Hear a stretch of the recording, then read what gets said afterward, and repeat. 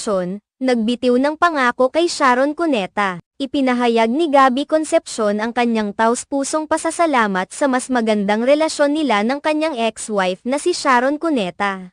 Kasunod ng kanilang matagumpay na concert tour sa Amerika para sa Dear Heart. Sa isang emosyonal na post sa Instagram, ibinahagi ng aktor ang mga hindi malilimutang sandali mula sa kanilang tour na nagpatibay at nagpalalim ng kanilang pagkakaibigan. Sa isang video clip na ibinahagi ni Gabby sa kanyang Instagram reel, makikita ang kanilang masayang pag-uusap habang nasa entablado, na isang patunay ng pagbabago at mas malalim nilang koneksyon. Sa kanyang caption, inamin ni Gabby na sa kabila ng mga taon ng kanilang paghihiwalay, naging daan ang concert tour na ito upang muli silang magkakonekta at mas magkaintindihan. Ayon kay Gabby, nagpapasalamat ako sa mga fans namin sa mga tao na hindi bumibitaw at